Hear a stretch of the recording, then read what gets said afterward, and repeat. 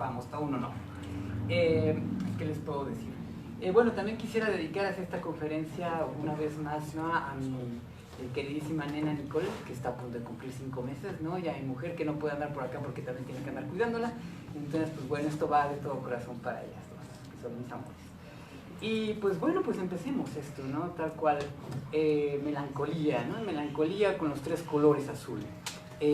También les pido una disculpa, bueno, ahorita sí me quito el sombrero, porque con eso de que uno no tiene un pelo de tonto, de repente el frío se vuelve como que mucho, ¿no? Entonces hay que andarse tapando, así que les pido, porque luego no falta quien se enoja, ¿no? De que es que estamos adentro, ¿cómo se usa sombrero? Y etc.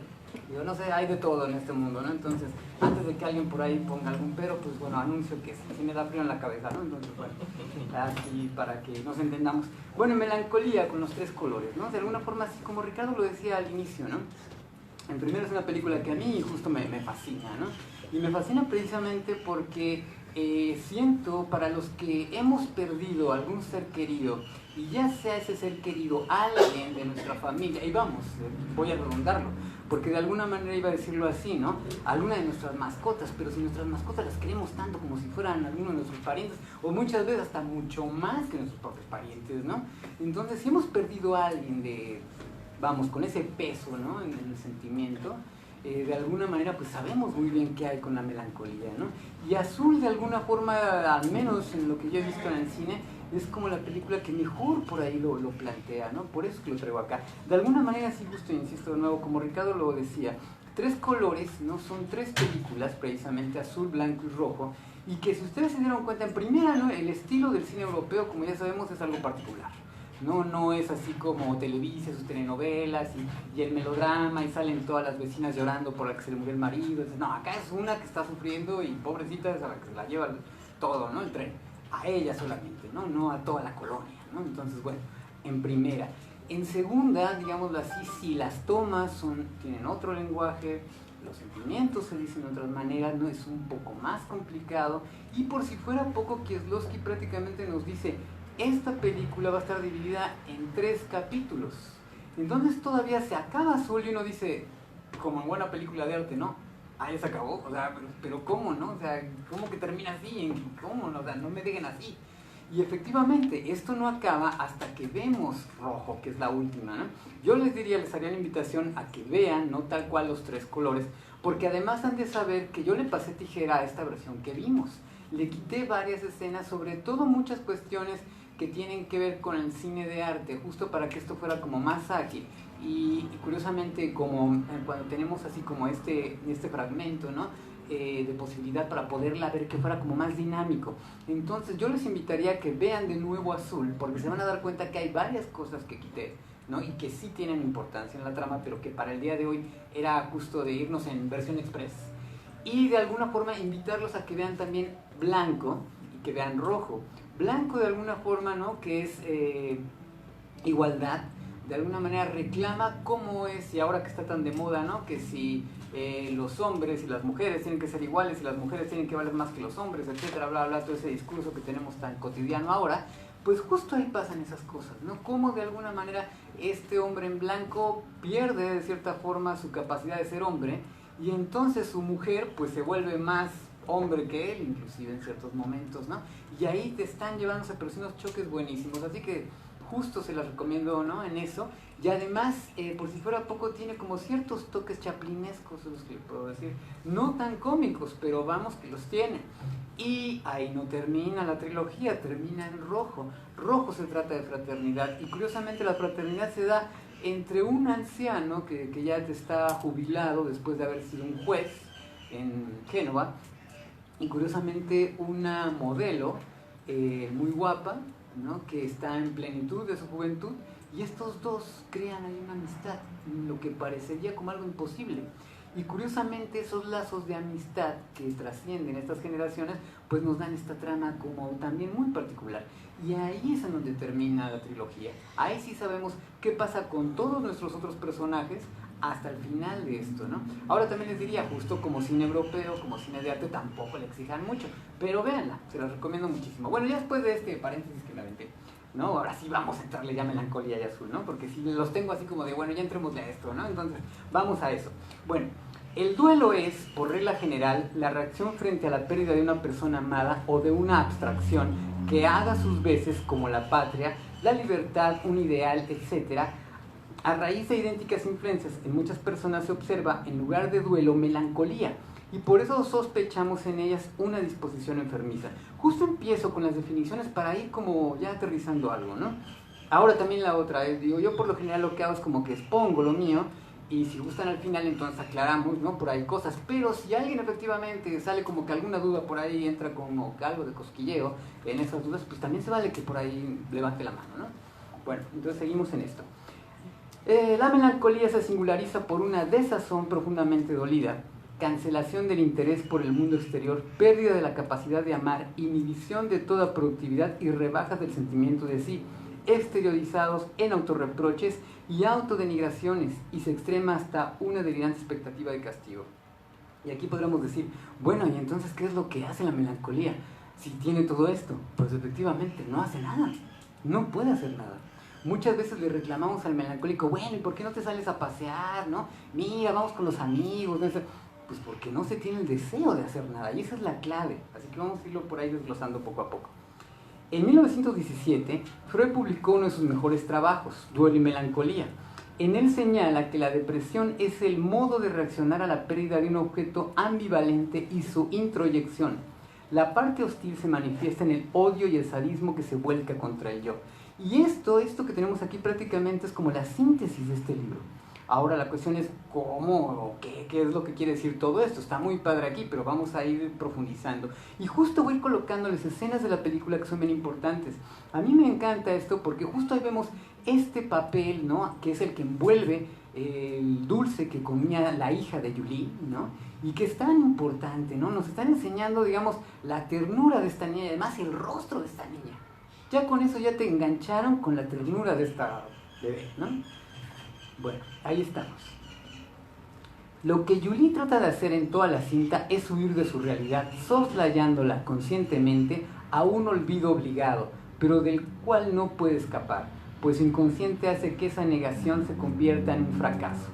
Y aquí tenemos, ¡pum!, la causa, ¿no? El choque, ¿no? Y que además a mí me llama muchísimo la atención cómo baja la pelota, cómo pasa el perro, cómo Kieslowski, el director, se ilusiona hacernos este drama, ¿no? No necesitamos ver la sangre, no necesitamos ver una explosión, simplemente el impacto así, y uno dice, ahí va la niña, ahí va papá y mamá. ¿Qué sucede con todos ellos, no? Y bueno, cada acción que realiza Julie va dedicada a la muerte de su esposo e hija, de forma repetitiva, es decir, una manera de autocastigarse por no haber muerto con ellos. Y aquí tenemos, ¿no?, el momento en el que ella se da cuenta, ¿no? En el momento en que todavía no sabe ni qué es lo que sucedió, ¿no? ¿Qué es lo que de alguna manera aconteció con su familia, ¿no? Le acaban de decir que su marido había muerto, pero ¿cómo recibir los dos trancazos al mismo tiempo, ¿no? Kieslowski, ¿no?, el director de la cinta, decía, azul es melancolía. Tratamos de convertir la película en el estado mental de Julie, y que queden claro, estas son las palabras de él, ¿no? Es muy interesante. Por tanto, si estamos en la cabeza de nuestra personaje, es como si ella misma estuviera en algún tipo de diván contándonos su historia. Y justo esta escena en la que la música, y vamos que la música es un personaje también importantísimo en toda la película, esta escena en la que ella está como tomando aire en el balconcito que tiene, ¿no?, de su recámara del hospital, a mí me encanta porque ella pareciera que está siendo perseguida por la música. La va viendo cómo la música pasa por todo su cuarto, ¿no? Y cómo Kieslowski juega con lo que es la iluminación en azul, ¿no? Dejándonos ver cómo esta música se la lleva, ¿no? Quizá puede más que ella, ¿no? Como muchas veces nos lo dicen los pacientes, ¿no? Y digamos, sí, ella está en un diván, pero llevando a discurso su vida en el momento que sucede. Es como si Julie gritara, estoy deprimida, tengan compasión de mí, pero no me lo hagan saber. Y eso es lo que ella está tratando de hacer, ¿no? Recoger como toda la historia que tuvo con su familia y tirarla a la basura, así como estas partituras tan bellas, ¿no?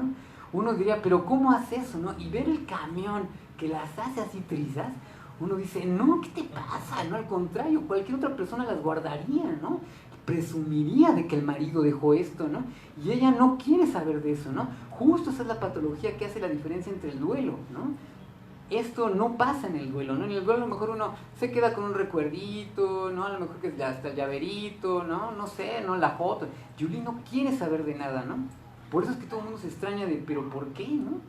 Bueno, Julie al inicio de la cinta no hace otra cosa más que flagelarse.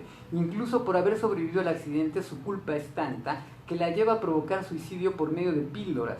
Mediante la identificación narcisista, la pérdida del objeto se transforma en detrimento de la propia estructura, y eso es lo interesante, lo vamos a ir también desglosando.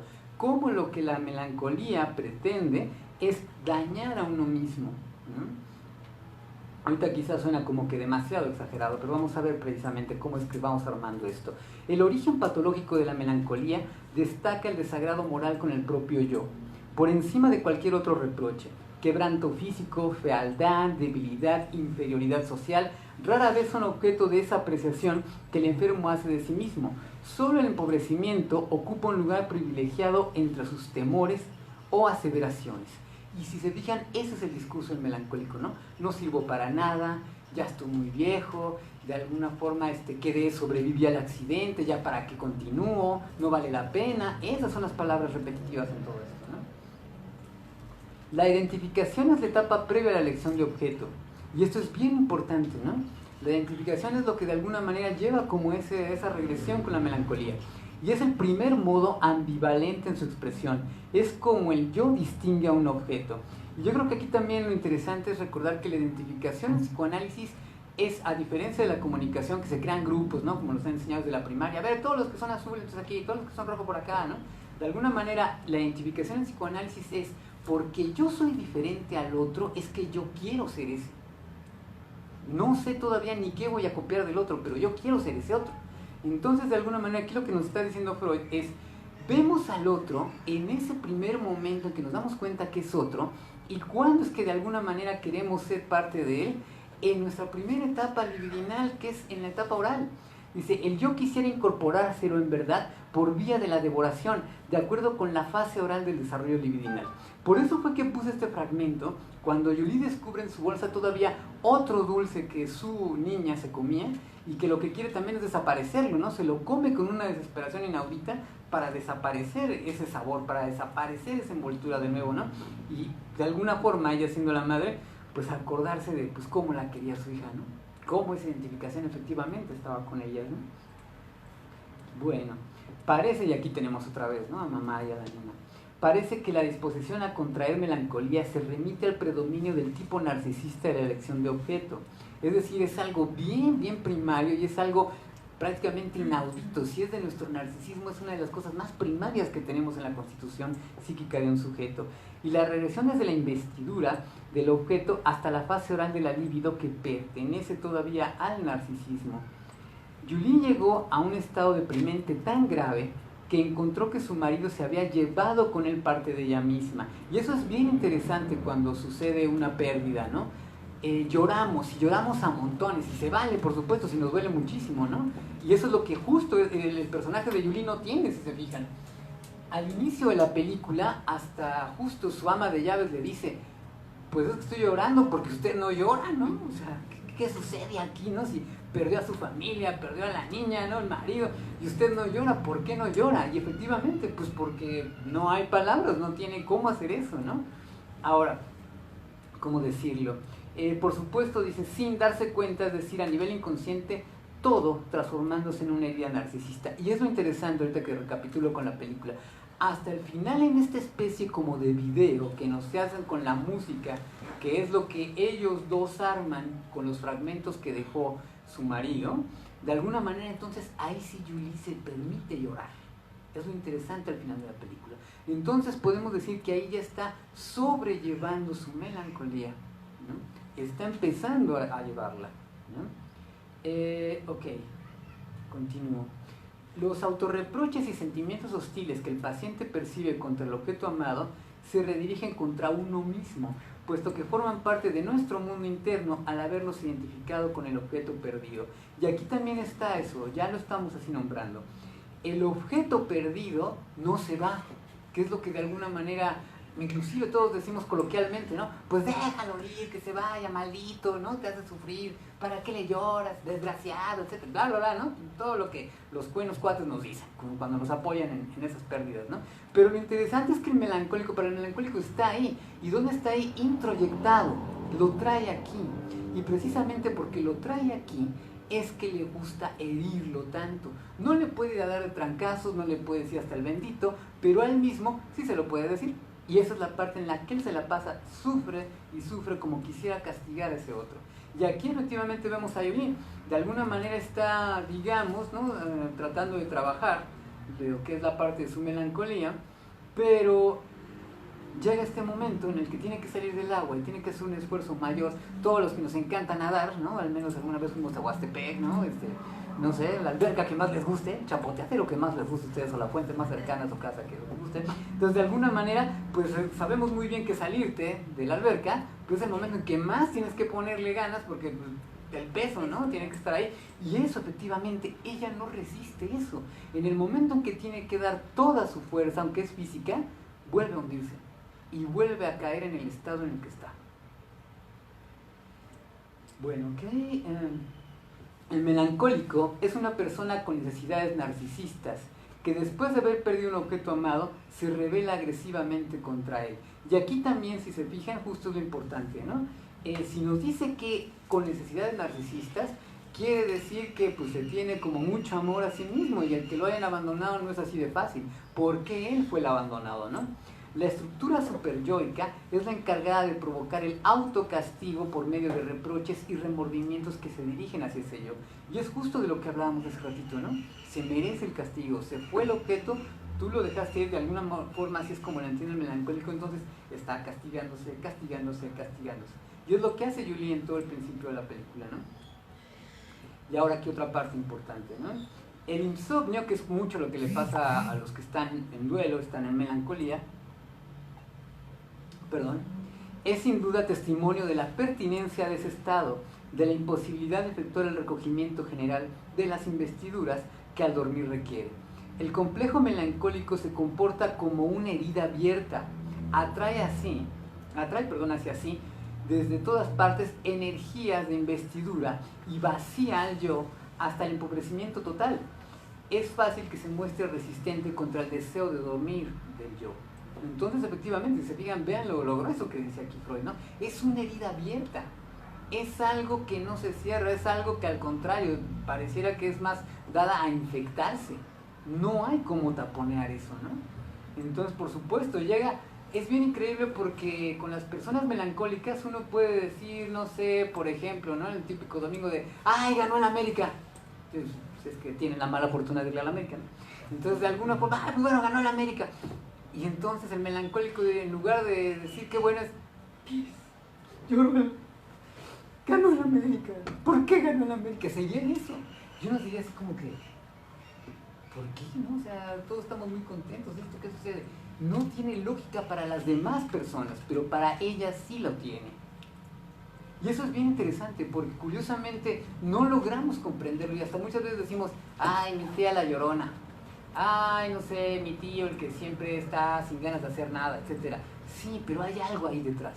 Y además es algo también bien interesante en lo que de alguna manera pasa con el melancólico. No importan los años, no importan los meses, no importa cuánto tiempo es lo que se esté ahí. Si este sujeto no trabaja lo que hay ahí de alguna u otra forma, en la terapia que sea, en el discurso que sea, y aunque sea con los amigos, esa melancolía va a seguir estancada ahí. De alguna forma puedo adelantarme como al final de la película. Si hay algo que a Julie le saca de su melancolía, es saber que el marido le era infiel. Eso, pum, le mueve. Y ahí podemos decir, dentro de la película, afortunadamente le mueve. Hay otras personas que tienen melancolía y que ni eso las mueve. Lo interesante es eso, ¿no? De alguna manera, al sujeto es como decirlo, inaudito e increíble que justo algo que uno ni siquiera piensa que vaya a ser lo que lo saque de su estado, es efectivamente lo que lo lleva adelante. que solamente escuchándolo, ¿no? Y escuchando ese discurso es que entonces el mismo sujeto puede darse cuenta qué es lo que lo llevaría a otro lugar. Aquí en la película lo pone precisamente con eso, con lo que es la infidelidad del marido. Pero bueno, regresando un poquito, voy a esto. Recordemos el close-up a la mano derecha de Julie recorriendo la pared que separa el exterior, ¿no?, de la casa en la que habitó con su pequeña pero gran familia para ella, justo después de haber pasado la noche al lado de Olivier, el ayudante de su marido, y abandonándolo sobre la única pertinencia, aún sin vender, de pertenencia, exactamente, sí, muchas gracias, aún sin vender su simbólico colchón. Circunstancia que la hizo sentir aún más culpable y por supuesto digna de autocastigo. Uno quizá inclusive cuando ve que llama al ayudante de su marido dice, ay bueno, pues parece que se está poniendo de buenas, ¿no? Inclusive uno ve la escena y dice, ah, pues bueno, al fin va a haber sexo, ¿no? Entonces la película va a ser como más divertida al fin.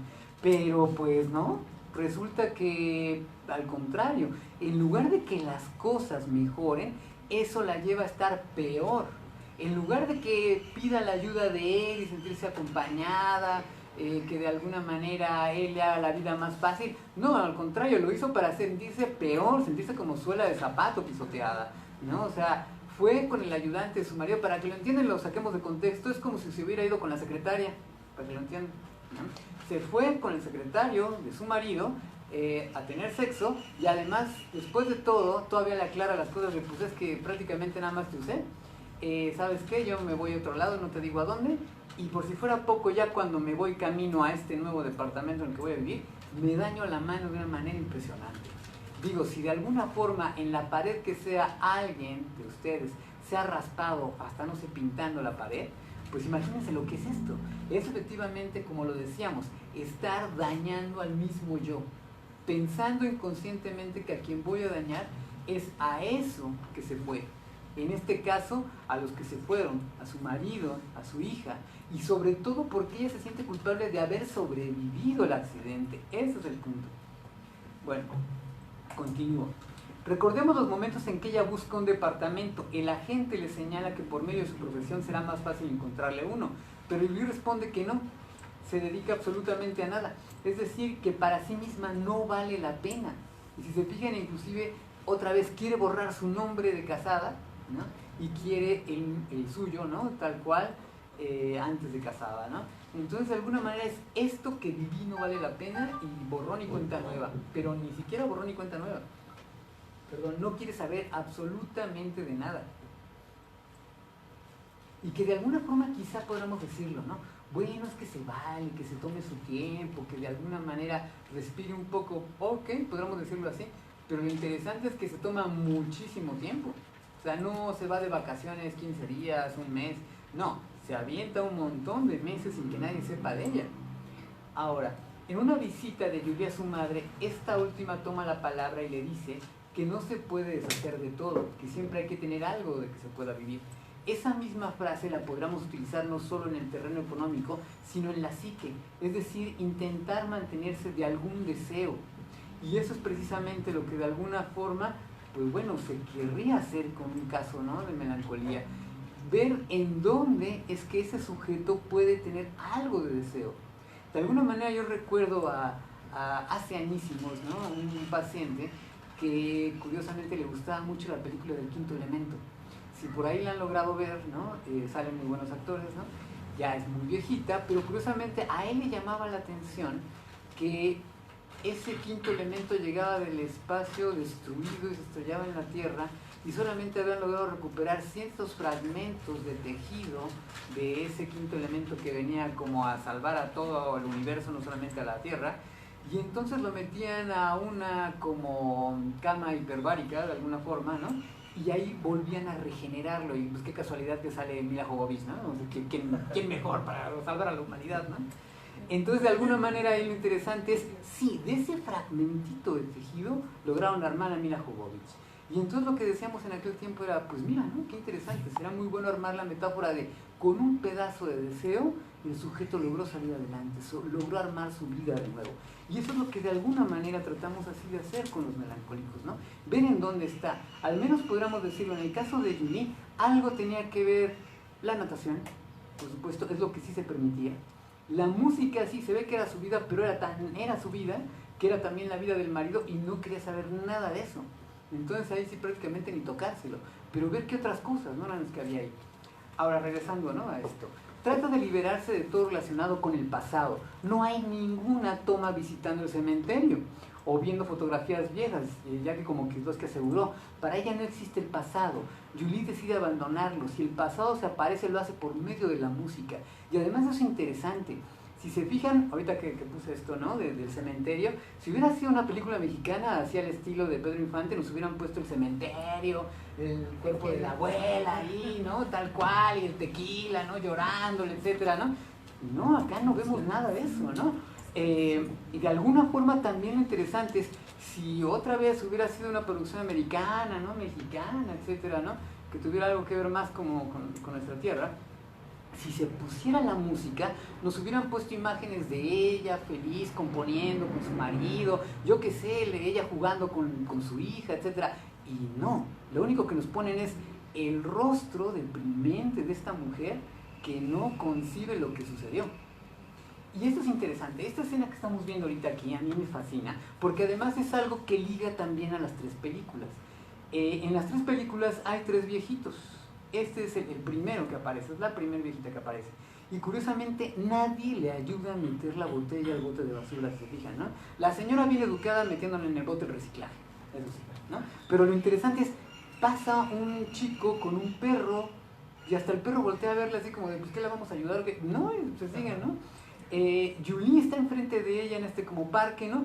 Pero ella está abstraída en su mente. Y lo que está en ese momento escuchando, ¿no?, el audio, cuando vemos la película, es otra vez la música en flauta de su marido. Por cierto, paréntesis cultural, el señor que está tirado, el que siempre está tocando en la esquina, es el que compuso la música de las tres películas, Krzysztof Piesewicz, si no me equivoco. Y de alguna forma es interesante que hasta hoy lo reconocí, precisamente, ya que lo vi justo en su pantalla, dije, mira, sí es cierto, pero estaba greñudo, ya lo conocí igual de pelón que yo, curiosamente. Bueno, y entonces esta escena también a mí me gusta muchísimo, porque nos deja en claro que aunque Julie está deprimida, hay momentos en que sí puede disfrutar de nuevo de la música de su marido. Aquí, si se fija, no le pone pero. Y además, otro detalle, se va inclusive a blancos. Es tanto eso, ahí está, es tanta la alegría que está sintiendo, moderada, podemos decirlo así, pero llega a blanco. Ahora, en la trilogía, ¿qué significa que haya blanco?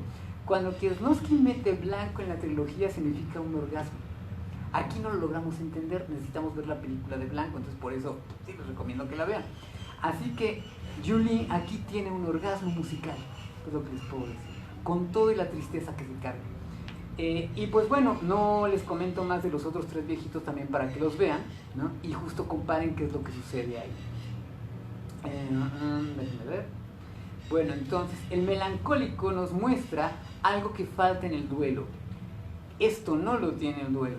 Una extraordinaria rebaja en su sentimiento yoico, un enorme empobrecimiento del yo. En el duelo el mundo se ha hecho pobre, efectivamente, y vacío. En la melancolía eso le ocurre al yo. Uno podrá decir cuando está triste, ay, sí, malditas nubes de aguacero vienen por mí, que poca, bla, bla, bla, ¿no? Maldito sea el clima, etcétera, ¿no? Hasta parece que Zeus y Tlaloc se pusieron de acuerdo aquí, ¿no? Hicieron cuates y están en mi contra, ok. Para el melancólico es como si trajera el aguacero todo el día cargándolo, los 365 días del año. Hay un video, me acuerdo, que se llama el grupo... Ay, déjenme acordar. Ay, ahorita se me fue, son suecos ellos. Y curiosamente, a ver si me acuerdo del nombre, y curiosamente todo el video se trata de que este chavo pues fue cortado por su novia, que pues, se querían mucho, pero todo el video, así camine al baño, a la cocina, a su escuela, al trabajo, trae una nube que lo está mojando todo el tiempo. Ese es el melancólico, ¿no? A ver si recuerdo ahorita cuál es para que lo puedan buscar. Bueno, en el duelo, cada uno de los recuerdos y cada una de las expectativas en que la libido se anudaba, justo por eso puse estas imágenes, porque son tal cual recuerdos de Julie, ¿no? En que la libido se anudaba al objeto, son clausurados, sobreinvestidos, y en ellos se consuma el deshacimiento de la libido. Es decir, son supervalorados. Entonces, como están exageradamente valorados, pues vale la pena destruirlos, ¿no? No saber de ellos, no querer saber de ellos. Es como ella misma lo dice, ¿no? Si yo hubiera quemado esos papeles, si a mí me hubieran dado algo de importancia, ¿no? A lo mejor me entero, pero para el papel en el que yo estaba, pues de seguro los hubiera quemado, o tirado a la basura, y nunca me hubiera enterado de que mi marido me era infiel. Julie tiene la doble melancolía de su familia, marido e hija, pero además los celos por un esposo infiel, que es lo que tanto hemos hablado, y muerto que le han sacado de su encierro. No puede gritarle, reclamarle o tomar una medida en su contra. Por lo tanto, lo más fácil para su estructura es castigarse. Y efectivamente, pues imagínense, ¿no?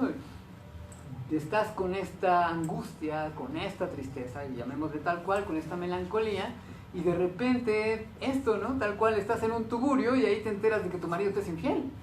Pues ¿cómo te sentirías, no? O sea, en primera vez, déjenme regresar a mi casa, estaría súper enojado, ¿no? Pues que quisiera desquitarse con todo el mundo. Y es efectivamente, si se fijan, ¿dónde se le rompe el esquema? Antes de esto, en toda la película, ella no quiere hacer nada, no se llama a nadie, no le gusta nada más que nadar. Después de esto es que ella se muere. Ok, dígame. Pero cuando la chava le habla, es ahí donde se rompe, ¿no? Porque acepta ir por ella. No de buena gana. Pero acepta. Sí. De otra manera se va a Yo acabar. creo que ahí más que otra cosa lo hace porque se acuerdan al final de la película lo que le dice el amante, ¿no? Que es tan bueno, tan bueno. Que es muy buena gente, ¿no? Que hasta ella puede aprovecharse de ella, ¿no? Entonces yo creo que ahí iría como esa parte del personaje en que, pues bueno, le están llamando a horas de la madrugada, es la vecina, ¿no? Que de alguna forma se llevan bien, etcétera, ¿no? Y pues bueno, vamos a ver qué quiere, porque tampoco le explica nada, eso es lo interesante, ¿no? Sabe que es prostituta, pero pues, ¿qué ayuda quiere? Esto es una situación bien extraña, ¿no? Y si se fijan también otra vez, que qué interesante el guión, ¿no? Bien hubieran podido a lo mejor decir que su papá se había atorado en el tren que tenía que transbordarse para regresar a casa. Qué interesante que nos ponga ya una prostituta, ¿no? Y nos ponga con que la prostituta tiene sentimientos. ¿Se dan cuenta de eso? Qué interesante, ¿no?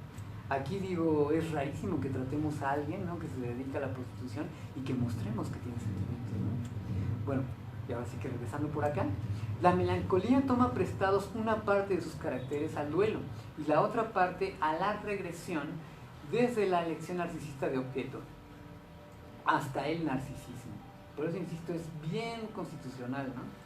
En ambas afecciones, los enfermos suelen, por el rodeo de la autopunición, desquitarse de los objetos originarios y martirizar a sus amores por intermedio de su condición del padecimiento, después de haberse entregado a la enfermedad, a fin de no tener que mostrarle su hostilidad directamente, ¿no? Entonces, de alguna forma, digamos, como que pareciera que son pedradas, ¿no? Otro fue el que me hizo, de alguna manera, estar en esta condición de melancolía, pero de alguna manera, pues ustedes se la pagan, ¿no? Me la pagan con lo que ha sucedido, ¿no? Y efectivamente justificándose por su malestar, ¿no? Eso es lo interesante, ¿no? La melancolía, como el duelo, es reacción frente a la pérdida real del objeto de amor, pero además depende de una condición que falta al duelo, que lo convierte toda vez que se presenta en un duelo patológico, ¿no? Y esta es justo las diferencias, ¿no? La patología es lo que le hace diferencia al duelo. ¿Qué es en eso, no? En primera, la pérdida del objeto de amor es una ocasión privilegiada para que notoriamente salga a la luz la ambivalencia de los vínculos de amor y odio, ¿no? De alguna forma sabemos muy bien, diría Freud, donde hay amor, el odio está, pero intrínsecamente, ¿no? Y eso de alguna manera, decía Freud, es el afecto como más puro que hay, ¿no? Muchas veces no se distingue. Nos apasiona amar enamoradamente a alguien como nos apasiona odiar eternamente a alguien, ¿no? Entonces, de alguna manera ahí está. Y esto efectivamente, cuando el objeto se va, híjole, estas cosas salen, ¿no? Es como si estuvieran en ebullición en ese momento, ¿no? Ahora, en algún momento hubo una elección de objeto, una ligadura de la libido a una persona determinada. Por medio de una discusión real o un desengaño de parte de la persona amada, sobrevino un sacudimiento de ese vínculo de objeto, ¿no? Es lo que pasa de alguna manera en la melancolía. El resultado no fue el normal, el cual habría sido bajar el nivel de libido de ese objeto y por consiguiente su desplazamiento a uno nuevo, que eso es lo que hacemos, ¿no? Bueno, ¿qué sale? Pues troné con una chica, pues bueno, pues entonces, pues ya veré cuándo se me quita esta tristeza, o a lo mejor hasta digo, ay, qué bueno, ¿no? Y entonces ya veré cuándo es que ando con alguien más, ¿no? De alguna forma, esa sería como la receta que nos enseñan en casa, ¿no? Pero de alguna manera en la melancolía no pasó así. Dice a uno nuevo, ¿no? Si no fue otro distinto el que se produjo, el cual requirió varias condiciones. ¿Y qué fue, no? Lo que sucedió. La investidura de objeto resultó poco resistente. Fue cancelada, pero la libido libre, quedó libre, no se desplazó a otro objeto, sino que se fue sobre él, se aferró a ese objeto. Inclusive otra vez, ¿no? Los amigos decimos, ya, pues déjala ahí, güey, ¿no? O sea, ya estuvo, ¿para qué le chillas tanto? Inclusive tenía un tío que decía, ya, una mujer, ok, si le chillan 3, 4 días, pero ya estuvo, ¿no? Ok, sí, estamos contigo y si quieres hasta te compramos las chelas, pero después de esto ya, ¿no? Sí, eso es lo que conocemos coloquialmente, pero el melancólico no tiene fecha de caducidad, eso es lo interesante. Pero ahí no encontró, ¿no? De nuevo, que estamos hablando de estas características de la melancolía, no encontró un uso cualquiera, sino que sirvió para establecer una identificación del yo con el objeto resignado. Es decir, otra vez, el yo se identifica con este objeto que se fue, se hace en uno. La sombra del objeto cayó sobre el yo, quien en lo sucesivo pudo ser juzgado por una instancia particular como un objeto, como el objeto abandonado. Es decir, el superior le dice, ah, tú fuiste el que se fue, ¿verdad? Pues ahora vas a vivir castigado aquí mismo, conmigo, vas a ver, todos los días vas a estar castigado. Y sabemos que el superior cuando se pone tiránico, híjole, no hay quien lo pague, ¿no? De esa manera, la pérdida del objeto hubo de mudarse en una pérdida del yo, y el conflicto entre el yo y la persona amada, en una bipartición entre el yo crítico y el yo alterado por la identificación. Entonces no hay, ¿no? Como una claridad. ¿En dónde sí estoy yo y en dónde está el otro yo que no soy yo? Cuando preexiste la disposición a la neurosis obsesiva, eso es lo interesante, el conflicto de ambivalencia presta a ver una conformación patológica. Es decir, todavía, si tenemos una estructura obsesiva, ya nos llevó el tren. Esto se pone peor todavía, ¿no? Entonces dice, el conflicto de ambivalencia presta al ver una conformación patológica y lo compele a exteriorizarse en la forma de unos autorreproches, errores insoportables para el obsesivo, a saber que uno mismo es culpable de la pérdida del objeto de amor, vale decir que la quiso, que se la buscó. Digo, recuerden, ¿qué es lo que no soporta el obsesivo? Los errores. ¿Qué es lo que no soporta el obsesivo? La falta. Es decir, que el piso esté mugroso, que haya una mosca en la ventana, ¿no? Que el vaso tenga por allí una raya, etc.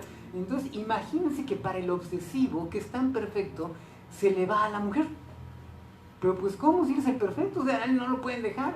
Y entonces él empieza a culparse de, entonces se fue porque a lo mejor hice una cara, porque no le comenté no sé qué cosa, porque no hice no sé qué, y todas esas culpas empiezan a estar encima, ¿no? Y entonces peor para librarse de esto, ¿no? Justo por eso puse esta parte aquí con la película, que es como la parte más obsesiva de toda la película, ¿no? Cuando están efectivamente realizando la composición y de nuevo están como elaborando arte, ¿no?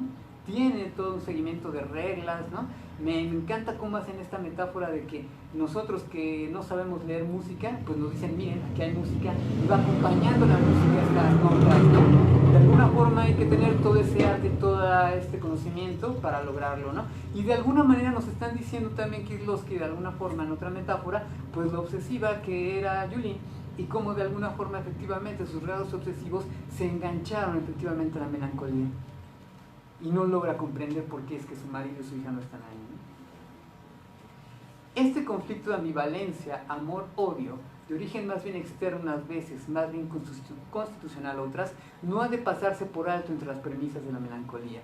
Y aquí está de nuevo eso, ¿no? O sea, y aquí también yo creo que hay que dejarlo como en claro. Sí, al principio Yuli está enojada porque no entiende qué fue lo que sucedió, se fue su marido, se fue su hija, y la bronca que tiene ella es que ella sobrevivió, entonces yo ¿por qué sobrevivo? ¿Por qué se fueron ellos? ¿No? Mejor hubiera quedado mi marido y mi hija, ¿no? Y me hubiera ido yo. ¿Por qué pasa? Ese es el conflicto que ella tiene, es el coraje que ella tiene, ¿no? Sin embargo, los ama también, entonces está esta ambivalencia ahí, ¿no? Y bueno, porque la otra, ¿no? que nos habla más como la teoría es, hay una ambivalencia porque el otro se fue. Y quizá podríamos decirlo en cuanto a la película, quizá alguien podría entenderlo por ahí. Está este odio porque se dio cuenta de que el marido le engañaba. Sí, ok, viene este odio después, pero es después. Y a ella lo que le sirve este odio es para salir de la melancolía. La melancolía en la que ella estaba es por haber sobrevivido y no tener ya más a su marido y a su hija. Eso es lo que por ahí tenemos que aclarar en cuanto a la película, ¿no? Ahora, si el amor por el objeto, ese amor que no puede resignarse a la par que el objeto mismo es resignado, se refugia en la identificación narcisista, El odio se ensaña con ese objeto sustitutivo, insultándolo, denigrándolo, haciéndolo sufrir y ganando en ese sufrimiento una satisfacción sádica. Es decir, de alguna forma aquí, ¿no? Para los que nos encanta Lacan, sí, esto es goce, tal cual. Esa satisfacción sádica es goce.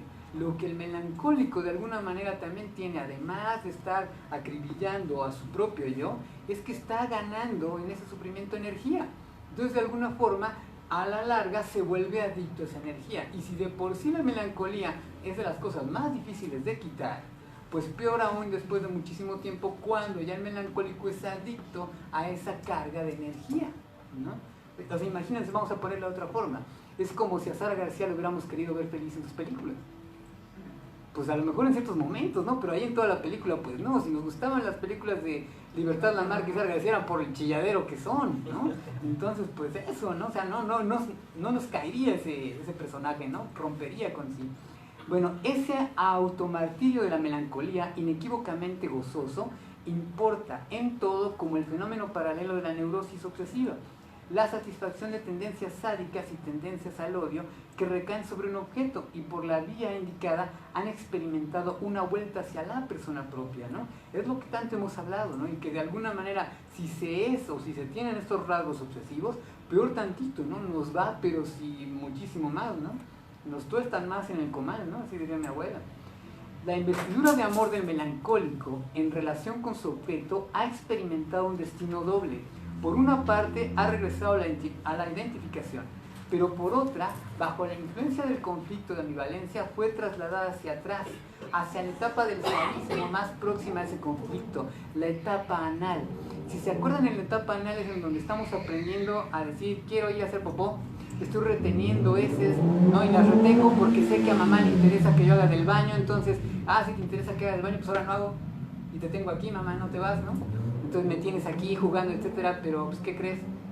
No voy a hacer el baño como en una hora, no voy a aguantar. Y así estamos, ¿no? Y cuando mamá ya se canta, etcétera, pues ahora sí hago, ¿no? Y mamá ya se fue y regresa después de un rato con nosotros y pues ya está, ¿no? Entonces, todo ese juego, además, digo, si lo recuerdan de alguna forma, ¿no? Ahorita que yo lo estoy viviendo muchísimo con mi bebé, lo tengo así presente, todo ese relajo de lo que son el no soltar, ¿no? Las heces, el traer todo este ruido en el estómago, el que de alguna manera sepamos que ahí está pasando toda una revolución de intestinos, bla, bla, bla. Ese es el primer sufrimiento que tenemos más claro. Y lo más interesante de todo es que podemos hacer que mamá y papá estén sufriendo con nosotros. Y se les da, a ver, aquí los tengo, miren, tendré la edad que tenga, pero ya los estoy manipulando. Eso es lo que de alguna manera está haciendo el sádico, ¿no? Está haciendo de alguna forma también el obsesivo. Por ahí, quienes tengan por ahí algo de conocimiento sobre el obsesivo, sabrán que le encanta acumular, perdón, al obsesivo. Perdón. Y si le encanta acumular, es porque de pequeño acumulaba heces, ¿no? Así que bueno, igual y luego entramos un poquito más a la estructura obsesiva. El análisis de la melancolía nos enseña que el yo solo puede darse muerte si en virtud del retroceso de la investidura del objeto puede tratarse a sí mismo como objeto, que es lo que hemos visto. Si su yo se puede volver el objeto que se ha ido, ¿no? Si le es permitido dirigir contra sí mismo esa hostilidad que recae sobre un objeto y subroga la reacción originaria del yo hacia objetos del mundo exterior. Es decir, eso, ¿no? Si, digamos, desde Lacan sería, si imaginariamente yo me vuelvo el objeto del otro, ¿no? Entonces, si lo logro concebir así, sí, yo soy el otro, ¿no? Y yo me hago daño. Y eso es lo que logra Julie precisamente en esta escena, ¿no? Quiere acabar con ella, ¿no? Viéndose como un objeto. El duelo, pasado cierto tiempo, desaparece, sin dejar tras sí graves secuelas registrables. ¿Qué es lo que de alguna forma, ¿no? Cuando tenemos estos duelos, y también aquí lo interesante es eso, ¿no? Dejar en claro que en el duelo también puede haber sido una pérdida de alguna persona en lo real, que se haya muerto, ¿no? Tanto en el duelo como en la melancolía. La diferencia es la patología que tiene la melancolía, ¿no? Bueno, entonces regreso. El duelo pasado cierto tiempo desaparece sin dejar tras sí graves secuelas registrables. Sí, pues tal cual, ¿no? A lo mejor terminamos con alguna novia, a lo mejor, no sé, perdimos algún trabajo, yo qué sé, ¿no? Etcétera. Y pues sí, nos duele mucho, pero bueno, seguimos adelante, ¿no? Sin embargo, ahí está, la peculiaridad más notable de la melancolía y la más menesterosa del esclarecimiento es su tendencia a volverse al revés de la manía. Este también es un tema bien bueno. Un estado que presenta los síntomas opuestos, en pocas palabras, no hacer nada. Eso es lo que conocemos de la melancolía. Pero en la manía, ¿qué es lo que hace la manía? La manía se pone a hacer, y hacer, y hacer, y hacer, que por ahí va justo lo que sucede con el obsesivo, ¿no? Entonces me vuelvo un maniático de la limpieza, ¿no? Y todo tiene que estar al 100% lleno de cloro, ¿no? Todo tiene que estar prácticamente registrado con mi sello de purificación, ¿no? Entonces, todo así, etcétera, ¿no? Si entra una mosca, prácticamente el etiqueto, ¿no? Tiene que estar contabilizada, ahí tengo 3 moscas viviendo conmigo, ya se murió una, etcétera, ¿no? Todo esto, ¿no? Eso es de alguna forma lo que hay de alguna manera con la manía, que es lo contrario que pasa en la melancolía. En la melancolía no se hace nada, pero me adelanto un poco a lo que dice Freud. En la manía también se está obturando eso que está ahí, ¿no? El objeto se fue. Entonces, de alguna manera, me pongo a hacer muchísimas cosas para no saber que ese se fue. Y en la melancolía no me pongo a hacer nada porque el objeto se fue. Entonces, son opuestos, ¿no? La impresión formulada ya por varios investigadores psicoanalíticos es esta: la manía no tiene un contenido diverso de la melancolía. Ahí está lo que decíamos. Y ambas afecciones pugnan con el mismo complejo, al que el yo probablemente sucumbe en la melancolía. Por eso se vacía, ¿no? El yo en la melancolía. Mientras que en la manía lo ha dominado o lo ha hecho a un lado. Entonces, inclusive podríamos decir, en la manía lo vuelve como un esclavo. Lo pone a estar haciendo, ¿no? Lo trae activísimo. El otro apoyo nos lo brinda la experiencia, según la cual en todos los estados de alegría, júbilo, triunfo, que nos ofrece el paradigma normal de la manía, pueden reconocerse idéntica conjunción de condiciones económicas, ¿no? Entonces, de alguna manera, aquí lo interesante es, justo puse esta escena porque es cuando le va a reclamar a Olivier que por qué va a completar el concierto, ¿no?, de su marido. Y esto es lo que a ella, si se fijan, entonces sí la pone activa. De ahí, lo que trae en la cabeza es solamente entonces completar el concierto, ¿no? En la manía, el yo tiene que haber vencido la pérdida del objeto o al duelo por la pérdida, o quizá el objeto mismo. Entonces queda disponible todo un monto de contrainvestidura que el sufrimiento dolido de la melancolía había traído sobre sí desde el yo y había ligado. Cuando parte voraz a la búsqueda de nuevas investiduras de objeto, el maníaco nos demuestra también inequívocamente su emancipación del objeto que le hacía penar. Inclusive eso, ¿no? Uno puede decir, no hombre, ¿te acuerdas cómo andaba loco? Híjole, que me ponía a hacer eso, etcétera. Pues es que no quería pensar en fulanita, ¿no? O me engano, ¿no? Pues que sí, no me lo sacaba de la cabeza, ya estaba yo chille, y más bien en la manía es, y haciendo esto y haciendo el otro, y limpiaba el coche no una vez, sino 3 veces al día, ¿no? A lo mejor le caía un aguacerito como el de hace rato, y otra vez lo limpiaba, entonces ya van 4, ¿no? Y ya, ¿en qué crees? Hasta uno dice, ya estoy mejor, ahora lavo el coche 10 veces. No, espero que no. Bueno, la melancolía contiene algo más que el duelo normal. La relación con el objeto no es simple, la complica el conflicto de ambivalencia, otra vez el amor y el odio, ¿no? Esta es o bien constitucional, es decir, inherente a todo vínculo de amor de este yo, es decir, que esa ya fuera la estructura de este sujeto, o nace precisamente de las vivencias que conllevan a la amenaza de la pérdida del objeto. Es decir, como dijera mi abuela, ¿no? La cabra no era arisca, la hicieron, ¿no? Pueden darse por las dos cosas. La melancolía puede surgir en una gama mucho más vasta de ocasiones que el duelo, eso es interesante, el cual por regla general solo es desencadenado por la pérdida real, la muerte del objeto. Pero lo que estamos viendo es que aquí Freud nos dice, no, tanto sucede en el duelo como sucede en la melancolía. La diferencia es la patología de la melancolía. En la melancolía se urde una multitud de batallas parciales por el objeto. En ellas se enfrentan el odio y el amor. El primero pugna por acabar con la libido del objeto y el otro por salvar de tal agresión esa posición libidinal. A estas batallas parciales no podemos situarlas, dice Freud, en otro sistema que el inconsciente, reino de las huellas némicas, cosa, y no de las representaciones palabras, es decir, muy en el origen. Freud inclusive, ¿no?, ahí trabajando quizá como un poco semióticamente, da esta propuesta de lo que son las representaciones cosa y las representaciones palabra, y dice que esas huellas némicas primeras, que son las que van dándonos como algo de lo que es el mundo, justo no tienen palabra todavía, simplemente son representaciones cosa.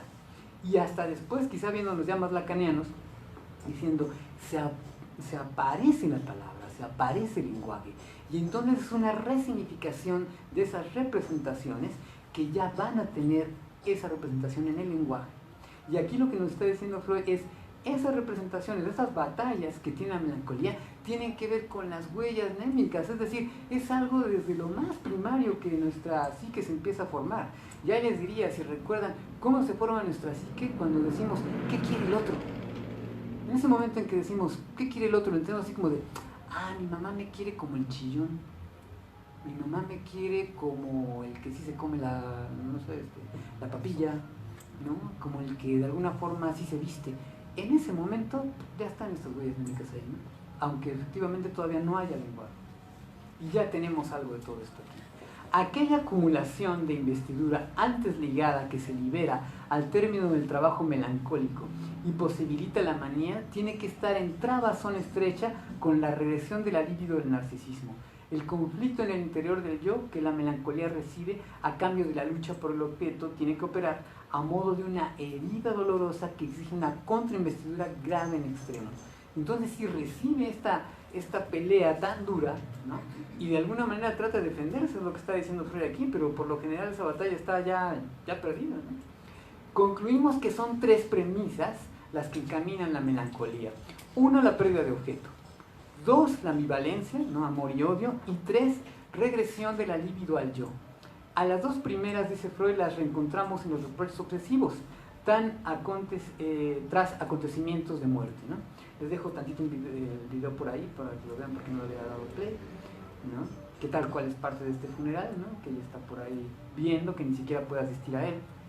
Y bueno, ¿no? Dice, sin duda alguna es la ambivalencia el resorte del conflicto y la observación muestra que, expirado no resta nada parecido al triunfo de una complexión maníaca. Efectivamente, ¿no? O sea, una vez que esta cuestión de la ambivalencia, el amor y el odio llegan a una calma, entonces efectivamente, pues sí, la melancolía también puede pausarse, ¿no? Nos vemos remitidos, pues, y eso por eso lo tengo así subrayado, al tercer factor como el único eficaz, la regresión de la libido al yo. Esto es lo que hace más la diferencia entre el duelo y la melancolía, justo cómo se ataca al yo, cómo ese yo queda desprotegido, ¿no? Y aquí precisamente puse esta escena, ¿no? Que ya es muy del final, y de nuevo como lo decíamos hace rato, ¿no? Cómo es que ella tan buena puede darle todavía al amante la casa en la que vivió con su familia. Y ahí, si se fijan, es bien interesante. Voy a tomar el agua. Perdón. Porque quizá podríamos verlo así. Ay, qué buena gente, qué generosa, ¿no? Pues sí, si va a tener al hijo de su marido, pues qué bueno que su hijo viva ahí, etc. A ver, piénsenlo de esta forma. Y es algo que les digo mucho a mis alumnos, ¿no? ¿Ustedes al amante de su novio le regalarían su iPhone? ¿Así de fácil? Pues no, o sea, por favor, no.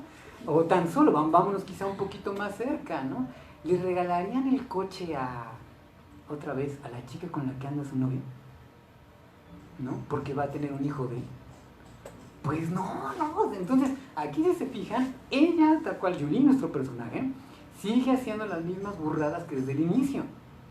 Ok, que ya ha sabido o está aprendiendo a trabajar su melancolía, pero la sigue regando. Ahí era de, no, pues a lo mejor lo que sí le hago tal cual a este niño, ¿no? Pues es darle una manutención, ¿no?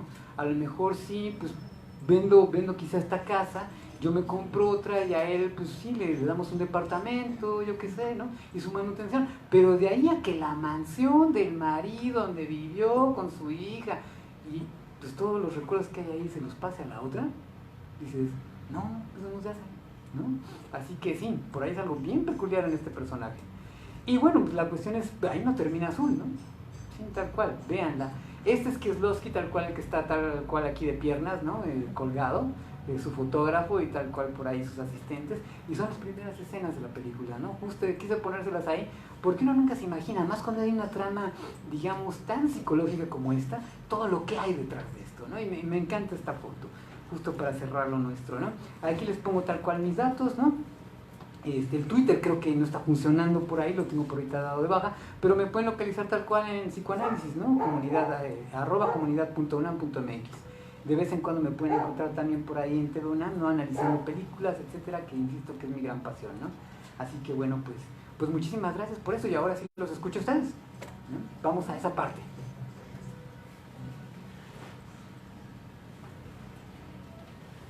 Si ayer inclusive había pensado para esta parte de preguntas y respuestas, de que estamos por aquí y que tenemos la pantalla aprovechando, que tengo justo ya esta parte de azul por aquí. Entonces déjenme ver. Podemos hacer que azul se aparezca, le ponemos play y que esté tal cual por ahí, ¿no?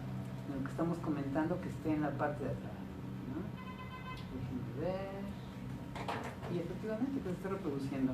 Es la parte final, es la parte de lo que es como videoclip con el que termina, ¿no? Así que por ahí déjenme. Así que pues adelante, ahora tienen ustedes la palabra. Yo tengo una duda. Adelante, ¿cómo se llama? ¿Yo? Sí, Leticia, dígame Leticia. Cuando está nadando, en realidad sí está llorando siempre o es como... No, eso es lo interesante, que cuando nada, pues digamos, es quizá como un momento en el que ella sí está sublimando, está tratando de hacer algo, y desde los pocos momentos, y no es que es como el único, pero ella llora hasta el final. Es lo interesante, es cuando sí se permite, ¿no? Y de alguna forma yo diría, se permite al final llorar, porque si se fijan es también como cerrar un ciclo, ¿no? Ese concierto que estaba inacabado por el marido, que todo el mundo quería escuchar, de alguna forma ellos dos lo terminan, que eran como un trío, si se fijan, ¿no? Parecía que hasta la reportera que va a entrevistarla dice, oiga, ¿y qué tanto es cierto que usted componía lo de su marido, etcétera? Entonces parece que logran formar otra vez como ese equipo, ya sin el marido, lo hacen, y además ahora sí ella se permite ir a hacer el amor con este hombre, cosa que antes nada más había sido un berrinche, ¿no? De a ver, yo me siento bien mal, etcétera. Entonces viene así pulsional, como de quinceañera, ¿no? Pues es lo que mis papás me prohíben, pues ahora sí voy con el novio y me vale, ¿no? Hasta sin condón lo hacemos, ¿no? Entonces así estaba de pulsional la energía de esta mujer, y en cambio aquí terminan de componer, hacen el amor y está teniendo como todos estos recuerdos. ¿Qué es lo que ha pasado con esos personajes que la han acompañado en este sufrimiento? Y digamos, quizás sí podríamos decir que otra vez, la natación para ella efectivamente sí sirve como un momento de relajación, como de sublimar, pero lo interesante es que muchas veces, como nos pasa con los pacientes, no es suficiente. Inclusive me recuerdo, yo no sabía, ¿no? De alguna manera sabía que en la canción, bueno, en la música, ¿no? Cuando entran los coros, había un fragmento de alguna parte bíblica, no recuerdo cuál es, creo que es algo como Corintios, si no me equivoco. Alguna vez algún evangelista que estuvo en alguna conferencia conmigo me dijo, ay, es la parte de no sé dónde, y dije, se me pasó a apuntarla, pero curiosamente me lo recitó en español, y lo que decía es que, lo que repite el coro, no bien fuerte, es que el amor lo cura todo, el amor lo puede todo, el amor lo salva todo. Y entonces decíamos, pues sí, quizá en la historia de Ulises sí, de alguna manera eso es lo que la atrae, ¿no? Y qué interesante que sea como el mensaje que deja su marido. Y podríamos decir, en ciertos momentos sí, por supuesto, y el mismo Freud lo dice, en este libro no, pero en Psicología de Masas, no es cierto, lo dice en El malestar en la cultura. El amor es muy buen remedio para muchísimo del malestar en la cultura, pero, y es lástima que hay ese pero, para quienes sí logran vivir el amor. Porque no todos tienen acceso al amor, lamentablemente. Hay unos que se enamoran un montón, los abandonan, etcétera, pero bueno, tuvieron algo de amor, supieron lo que es enamorarse. Hay otros que por más que intentan, nada más no. Dice, entonces esos que tienen el amor, pues sí, van a estar un poco más privilegiados y el malestar en la cultura va a ser menos. Entonces es lo que decíamos, sí, para el melancólico por supuesto que el amor también es una cura, ¿no? De alguna forma sí hace más llevaderos los días, pero otra vez, si tiene la oportunidad de amar, si tampoco tiene la oportunidad de amar, híjole. Aquí afortunadamente en la película, Olivier sí está enamorado de ella y la está buscando. Con todo y que ella se desaparece, parece algo así como 8 meses.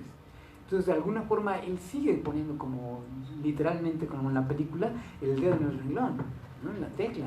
Pero de alguna forma alguien más se cansa. Alguien me dice, no, pues pobrecita, sí está bien mal, mano, pues ya llegará otra, ¿no? Entonces, sí, eso es lo interesante. Así que podemos decir, retomando esto con lo de la natación, sí, la natación le sirve a ella como una válvula de escape, ¿no? Pero lamentablemente, como a estos hombres que no logran amar, no le es suficiente a ella. Ella tenía que hacer todavía más. Pero eso sí, es un muy buen comienzo, ¿no? ¿De qué? ¿Cómo se llama?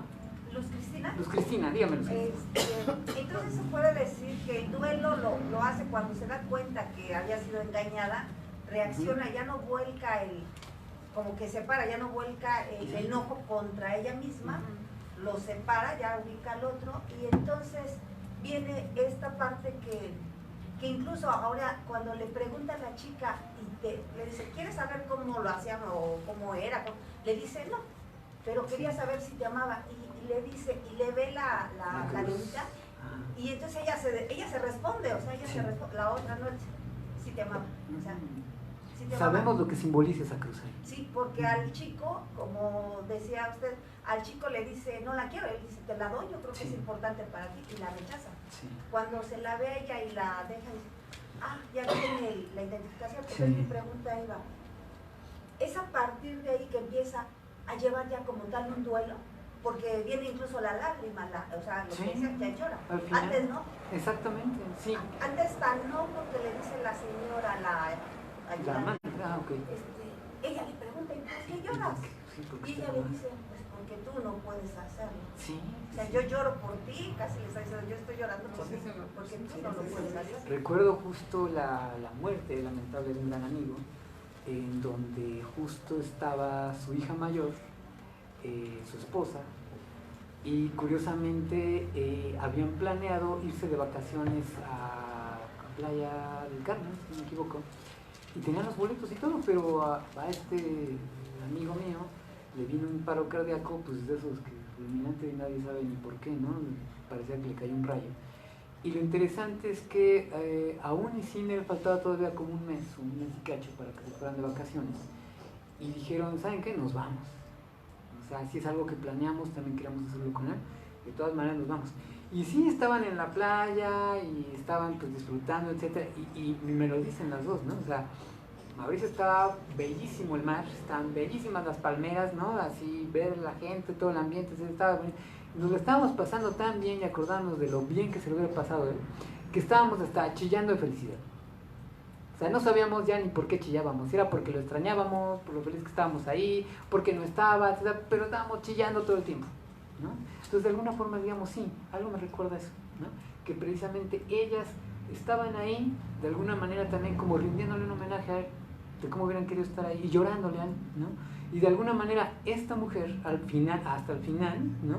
Es también como si hasta se permitiera, y eso es lo interesante que no dije hace rato, sí, ok, cuando alguien se va lloramos, más bien porque alguien se va, pero lo interesante es, no le lloramos a ese otro, nos lloramos a nosotros mismos, eso es lo que pasa, eso es lo que nos pasa con la melancolía. Ese yo es al que le estamos llore y llore porque fue abandonado, porque el otro se robó parte de mí, se la llevó y ya no se la llevó, pues quién sabe, es lo peor, ya no sabemos ni qué va a hacer con eso, ¿no? Ya no vamos a ser importantes para el otro. Si tenemos elementos suficientes, podemos, ¿cómo decirlo?, resistir que el otro nos tire a la basura y nos viene valiendo gorro. Pero si no, es donde aparece ese narcisismo y entonces efectivamente ahí estamos como, pero ¿cómo me abandonó? ¿Por qué? Si yo hice todo por él, ¿por qué? ¿No? Entonces de alguna manera podemos decir, sí, desde que ella se entera en este antro de que el marido le puso los cuernos, ¡pum!, eso la pone en otro nivel. Y efectivamente el irlo trabajando poco a poco y el ir escribiendo la música del concierto la lleva entonces a trabajar más, ya quizá no tener el duelo efectivamente porque ya llora. Pero podemos decirlo, yo creo que su melancolía, sí, siendo como más detallistas, hasta el momento en que llora es que esto se puede transformar en duelo, ¿no? Sí, está empezando a trabajarlo con la sublimación, etcétera. Pero digamos donde le podemos poner quizá, ¿no?, desde el psicoanálisis que se puede hacer algo así, ponerle como palomita de que ya es duelo, ¿no?, es cuando ella ya está llorando. Pero es también cuando ve las imágenes, ¿no?, de cada uno. Sí, porque sí. ella ve los sentimientos de cada, bueno, aparentemente son los sentimientos de cada quien. Sí, o qué importancia tuvieron con ella, ¿no? En esta parte del duelo, ¿no? En esta parte de la melancolía, más bien, ¿no? En todo este tiempo que ella no quiso saber de nada, ¿no? Quizá más bien. Perdón, doctor, Okay, y lo que se llama, o sea, podemos colocar la depresión, llamado más comúnmente, en la etapa de la melancolía. Sí, y de alguna forma yo creo que ahí es una buena pregunta porque sí, para Freud justo la depresión estaría más como en la melancolía. No quería llamarla así porque es algo que, recuerden que Freud era neurólogo, conocía muy bien de hospitales psiquiátricos, él trabajaba en eso, ¿no?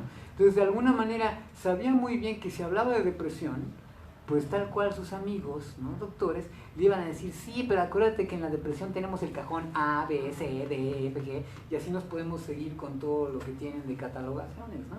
Entonces, es donde él no quería caer, y estaba efectivamente creando, pues esto, ¿no?, su teoría, diciéndonos desde el psicoanálisis qué hay, ¿no?, qué hay con esta teoría energética en la melancolía, ¿no? Por eso es que la nombra así.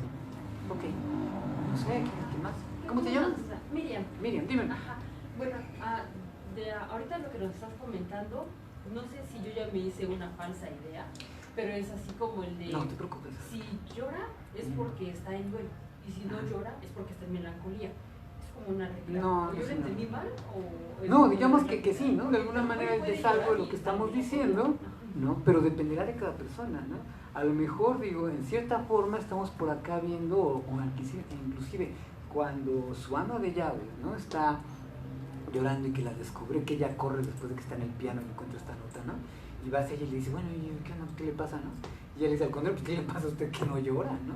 De alguna manera pareciera hasta ahí, que todavía nos falta más contexto en la película, que ella se la está dando como de María Félix, ¿no? Ya, si se me murió el marido, y yo voy adelante y voy a hacer mi vida nueva y voy a tirar todo a la basura, etc. Pero vemos que no, que sí se le mueve el tapete, que cuando se aparece la música le puede un montón, que cuando extraña a su hija tiene ganas de devorar lo que hay por ahí para no acordarse de su hija. Entonces no es tan fuerte. Lo que podemos decir es, a lo mejor pareciera frente a muchos que el no llorar sí es como una fortaleza, pero más bien es un impedimento. Digo, y otra vez voy a poner quizá como con otros pacientes. Recuerdo un paciente que tuve que era, curiosamente, tenía un puesto muy importante en la policía del Estado de México. Y curiosamente, por X, Y, Z, uno de sus hijos, ¿no?, se le mueren como 2 hijos, es decir, sus nietos, ¿no? Y a él lo quiebra eso, pero un montón, ¿no? Sigue trabajando, sigue cumpliendo con su chamba. No, afortunadamente era de esos que sí hacían bien su chamba, ¿no? Ojalá que muchos policías fueran así. Entonces, lo interesante es que llega un momento en donde al fin, después de como meses y cacho de que pasó esto, me dice, doctor, es que no puedo llorar. Me duele muchísimo y veo a mi hijo y tengo ganas de llorar, pero no puedo. Por más que digo, abrazo a mi hijo que está llorando y digo, pues tengo que llorar con él y no puedo. Y entonces, pues ahí era tan obvio, y ya por el tiempo que llevaba en análisis, ¿no?, que sí le decía, bueno, ¿y qué tanto su condición de ser como la autoridad, de ser el que tiene que verse fuerte, ¿no?, etcétera, pues no se lo permite, ¿no? Y dice, pues a lo mejor y sí, pero le juro que yo quiero, pero nada más no se puede.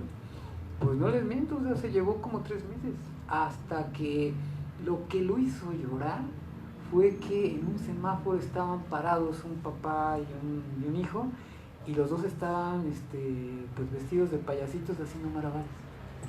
Y le tocó estar en el semáforo en la patrulla, ¿no?, delante de ellos, y ahí en plena, ¿cómo se diría?, en pleno cumplimiento del deber, con su uniforme y todo, máquinas que se le vienen encima.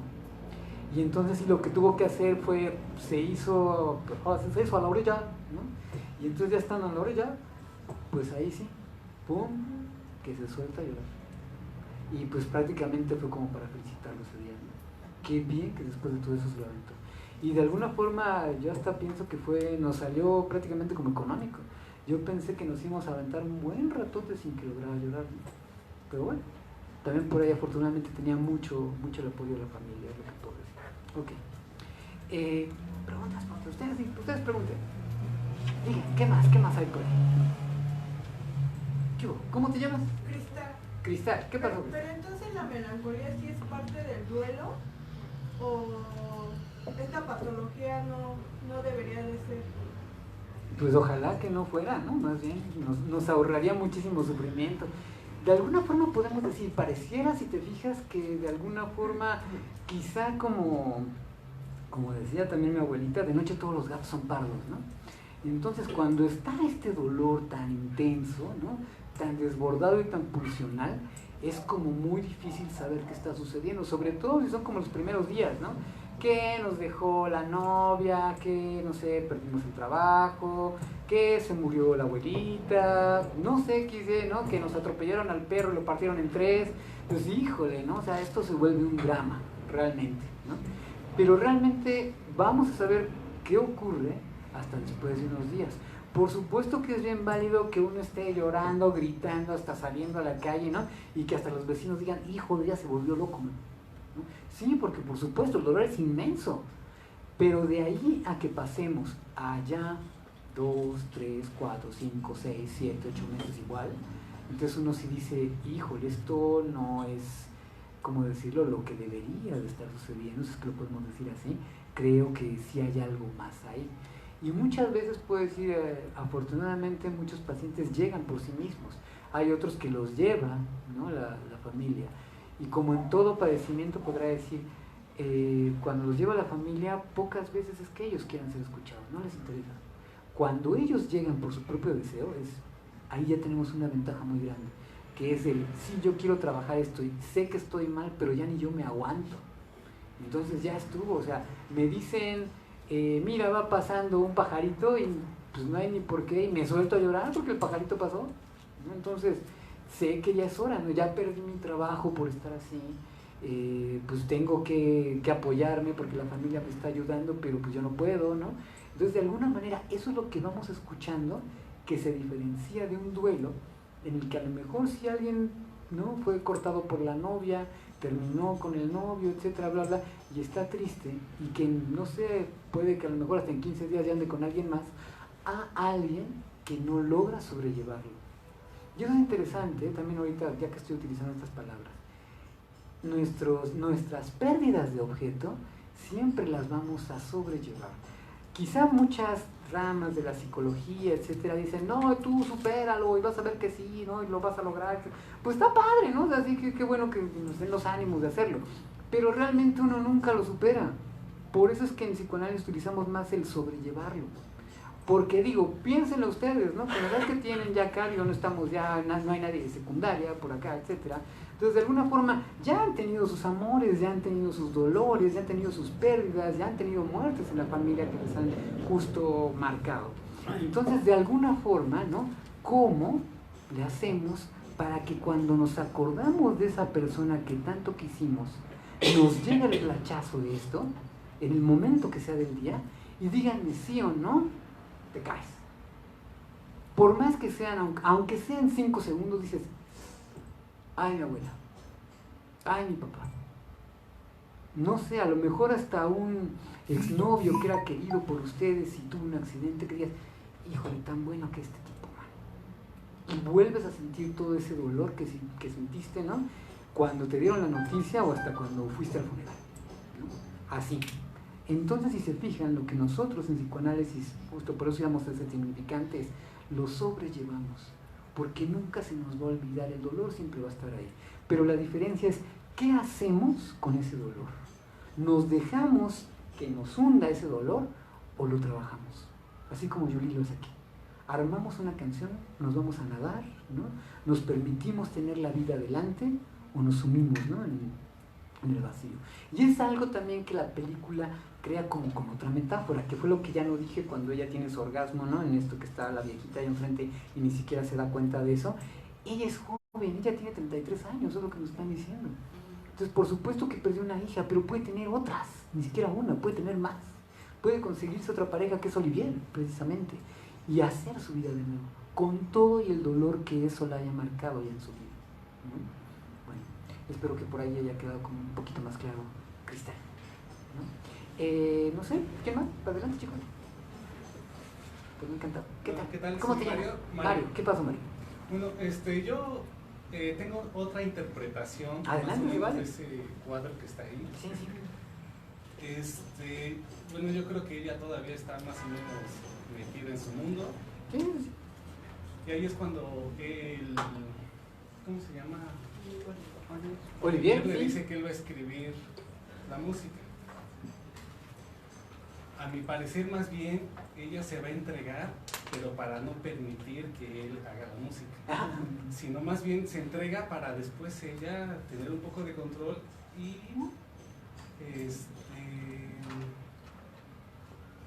ella poner su composición en lugar de la de él. Como para O sea, defender porque- el terreno de su marido, quizá, ¿no? Para Porque ser- aparte, o sea, es como lo único ya que le queda. Entonces, ella se lleva las partituras a donde está Olivier, no las deja. Entonces, y yo no la veo contenta realmente de, ay, me voy con Es él. que cuando la ves tiene contenta, como un, es- o sea, ahí se ve que tiene como un plan, ¿no? Ajá. De mantener la música de su esposo a través de ella. Quizá, ¿no? Podemos decirlo si es probable, aunque lo que vemos también acá, una es que sí ama a este tipo. Pero quizá en un principio podemos decirlo, le gusta, ¿no? O sea, por eso tuvo la costón, ¿no? Y el otro quizá es un fetichista porque pues hasta se lleva el colchón, ¿no? Entonces, bueno, pues sí, ¿no? Porque se fijan, además lo interesante es eso, es el colchón en donde ella estuvo durmiendo con su marido, no solamente donde se acostó con ella. Entonces, sí, no está por ahí, pues bueno, dejaron las cuestiones fetichistas de ser sucias, ¿no? Entonces, pues bueno, pues ahí está esa cochinada de ellos. Entonces lo interesante es, de alguna forma, ella no solamente va una vez con él, va un montón de veces. Y lo que se ve, si se fijan, es, le habla para decirle, ya acabé, ¿no? Ahora sí, lo que tenía que hacer, ¿vas a venir o qué onda? Entonces quiere decir que han tenido sexo, quién sabe cuántas veces, y nosotros aquí simplemente no lo hemos registrado. Pero eso es un sobreentendido de que se están llevando bien. Entonces quizás si lo dijéramos así de, pues lo está haciendo por el nombre de su marido, que no quede olvidado, pues la veríamos como más obligada, ¿no? Y aquí como que la vemos pues muy gustosa, ¿no? De estar ahí. Digo, Hasta se le va. preguntan, ¿no? ¿Y tienes todavía el colchón? ¿No? Le Sí, dice, o sea, exactamente, de ya nuevo, es ¿no? una Sí, es ese, decisión. casi en el que hemos estado también, ¿es ese? Bueno, pues sí, ¿no? Pero también él le dice que ya mejor, aunque esté mal hecha la canción, Ujú. que sea de él o que sea de ella. Sí. Y esa parte también yo creo que es justa, ¿no? Porque sí, ok, está fundamentado en lo que el marido, en las ideas que dejó el marido, pero de alguna manera pues ellos lo están trabajando, ¿no? Entonces digamos, cualquier derecho de autor pediría eso, ¿no? O sea, pues sí, si nosotros lo estamos chambeando, ok, está fundamentado en las ideas de él, pero al fin de cuentas quien armó toda la orquesta, pues somos nosotros, ¿no? Entonces, ¿Quién la va a pues, concluir? exactamente, ¿no? Entonces también merecemos crédito, ¿no? Y de alguna forma quizá también en lo que pareciera ella como fría y calculadora se queda así de, pues tienes razón. O sea, sí, Sí, es lo de mi marido, pero también nosotros trabajamos aquí, ¿no? Sí, ¿no? Entonces, y la otra es que creen que esto no termina aquí, que otra vez termina hasta 3 colores rojo. Entonces por ahí tienen que enterarse qué sucede. Otra vez les diría, no le exijan mucho los 3 colores, ya vieron cómo es esto. Pero de alguna manera el final de azul también está en rojo. Entonces por ahí, chéquenlo, van a ver qué. No sé, ¿qué otras preguntas por ahí? ¿Algo más? ¿Cómo te llamas? Verónica. Verónica, ¿qué hay? Me gustaría comentar algo que me gustó mucho de la película. Adelante. Y es como una actriz refleja esa mirada perdida que tiene. O sea, tiene una mirada como si no estuviera. ¿no? O sea, Sí, es que es como una si actriz estuviera genial. muerta. Eso me encantó, o sea, me parece que lo reflejó muy bien. O sea, esa mirada que no está ahí, además no quiere tener nada, porque tener algo, o sea, aferrarse a algo y volver a perderlo, es volver a morirse. Entonces, Sí. ella no quiere Es tener aceptar nada. la falta, ¿no? Y es lo que no quiere saber ella. Ella no quiere acordarse de estar en falta. Me parece que lo reflejaron muy bien, o sea, esa mirada perdida que tiene ella. Sí, y podemos decirlo así. De por sí, Juliette Binoche pues es una gran actriz, ¿no? Antes de esto, no me acuerdo qué película es la que recién estaba haciendo, antes de pero Kieslowski prácticamente pues, la contrata porque le encantó su actuación en La insoportable levedad del ser, en que él hace pues una chavitita, ¿no? Es la pareja prácticamente de Daniel Lewis, si no me equivoco, que también estaba chavitísimo ahí, nada que ver, ahora que lo pienso, con Lincoln y demás, ¿no? Ya siendo así de anciano. Curiosamente los dos estaban jovencísimos ahí y hacen miles de travesuras y demás, más él. Y de alguna forma justo su actuación como tan, ¿cómo decirlo?, sencilla, tan humilde, quizá hasta algo que le gustó mucho a Kieslowski fue que no necesitaba de grandes cantidades de maquillaje. Dijo, sin maquillaje, y es lo que necesito, alguien que sin maquillaje me exprese, porque va a estar triste, entonces lo que menos va a querer es maquillarse, y quiero que alguien se vea así. Entonces, se la llevó para eso. y curiosamente gana en Cannes como mejor actriz, precisamente por esta interpretación. Y gana otros premios, ¿no? Los 3 colores, precisamente, ¿no? Y puedo decirles, ella gana, si no han visto El paciente inglés, ella justo actúa en El paciente inglés, ¿no? Como la que se enamora del paciente hindú, ¿no? Y curiosamente gana como actriz de reparto el Oscar, ¿no? Y por ahí tiene otras cosas, ¿no? Muy buenas, así que sí, nuestra querida Julie sí se apula en la actuación, podemos decirlo así. Ok. ¿Otra cosa? ¿Cómo se llama? Flora. Flora, adelante, Flora. Bueno, esto ya lo vimos ahorita aquí en la película, pero por ejemplo, pasándolo a la vida real, el duelo lo manejaríamos como algo que no amerita, por ejemplo, un tratamiento o una ayuda. Y la melancolía, pues digamos, yo diría que las dos, ¿no? Habrá que ver, porque una a lo mejor puede que un duelo, sí, para muchos no sea así como que algo muy, ¿cómo decirlo?, que necesite terapia, pero a lo mejor esa persona, ok, no se está yendo al barranco, no tiene un intento de suicidio, etcétera, pero pues eso, no, sí le duele, sí le pesa. Digo, a mí, curiosamente, toda mi vida he tenido perros, y créanme que de alguna forma ha habido unos que, pues, ahora sí que afortunadamente uno ha logrado llegar a que pues, el veterinario hasta lo organizas el día para que la familia vaya y lo duerman, ¿no? Y todos le chillan y le llevas hasta flores y bla, bla, bla, ¿no? Y lo entierras hasta en algún lado, haces todo, ¿no? Con un ser querido en la familia. Pero hay otros que dices, o sea, ¿cómo que se murió Mengano? Si tenía 5 años, estaba en plena vida, ¿qué no le pasó, no? Y entonces sí te duele muchísimo. Y a lo que voy es, si un perro te logra doler así, ¿no? Te pesa tanto, pues vale la pena respetar ese dolor. Muchos de nuestros familiares, ¿no?, etcétera, te dicen, pero si eras solo un perro, mano, ¿por qué te pasa? Ya, ponte contento, órale, vámonos a Six Flags. Y tú dices, no, por favor, me encanta Six Flags, pero ahorita no. Entonces, de alguna forma sí, habría que ver qué hay en esos duelos, que de alguna manera, aunque sean como más pequeños, pues hay hasta como, yo diría, si el que lo está padeciendo quiere ir a la terapia que sea, que vaya, ¿no? Y la otra es, si ya se cae en un extremo tan patológico, porque caer en un extremo tan patológico es no solamente que no me quiero maquillar, sino que no me quiero bañar, no quiero ir al trabajo, me vale que vaya a reprobar no sé cuántas materias al semestre, etcétera. Y a lo mejor, digámoslo así, en una pérdida, si se pierde el semestre, hay veces que uno diría, ok, es lo que él decidió, el momento estaba horrible, va, ni modo, pero que en el siguiente entonces le eche ganas, ¿no? Y sí, efectivamente, si ya en el siguiente por ahí se van componiendo las cosas, aunque no saque los 10, pero bueno, hay más o menos libró la mayoría de las materias, qué bueno. Pero de alguna forma si pasa 2 semestres, 3 semestres, bla, bla, y no están estudiando ni trabajando ni nada, ahí sí diríamos, esto ya huele muy feo. Y ahí sí se necesita una ayuda, ¿no? Y habrá que ver efectivamente que si el sujeto sí la quiere o qué es lo que se pudiera hacer ahí, ¿no? Ok, bueno, no sé, ¿algo más? Bueno, les diría, si de alguna forma por ahí se nos acabaron las preguntas, tienen tal cual mi correo por ahí, ¿no? Me pueden contactar, ¿no?